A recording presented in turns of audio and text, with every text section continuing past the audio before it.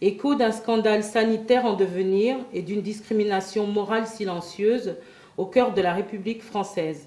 Appel à la lutte contre les dangers de la dépigmentation et des incitations aux éclaircissements de peau.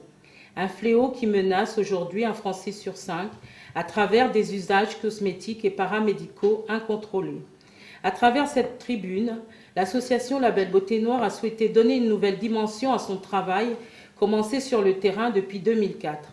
Face à un problème dont elle découvre tous les jours l'ampleur nouvelle, malgré les alertes récurrentes auprès des autorités de santé, désespérément. L'association souhaite amener le débat sur la place publique dans l'espoir que les responsables puissent s'en saisir afin de prendre des mesures rapides et nécessaires. De quoi s'agit-il ? D'une vaste situation de déni et de complexe profondément ancrée dans notre société qui génère une situation d'urgence au bilan proche d'un scandale sanitaire généralisé, avec la tolérance complice de certaines autorités qui ferment les yeux sur l'utilisation et la vente de produits dangereux pour la santé. Nous osons croire que c'est par méconnaissance, parce que ce problème touche des populations fragiles, exposées, souvent issues de l'immigration, qu'il n'a pas encore été traité à sa juste valeur.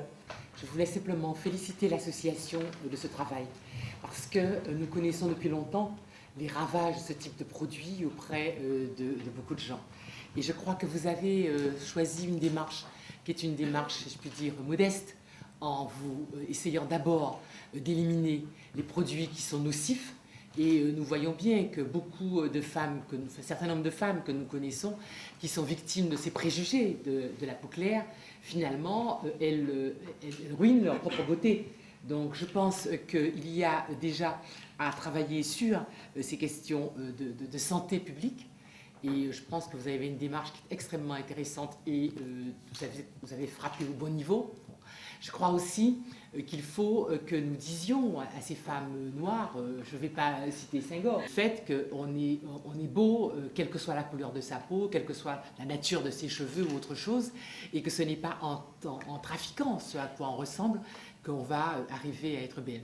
Alors on sait bien que ça tient à des tas de composantes historiques. Nous savons bien que dans nos sociétés qui ont été quand même bâties dans l'esclavage et la colonisation, il y avait non seulement ce modèle de beauté, mais il y avait aussi toute la situation sociale qui faisait que être plus clair correspondait à un statut qui était plus facile pour la personne.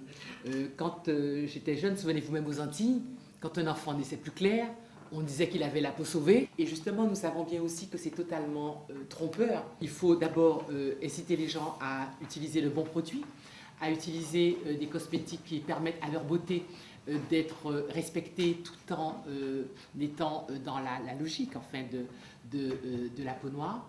Et vraiment, je vous félicite parce que je pense que c'est un travail sérieux. Et soyez certains que dans la limite de mes disponibilités, je serai à vos côtés pour ce travail.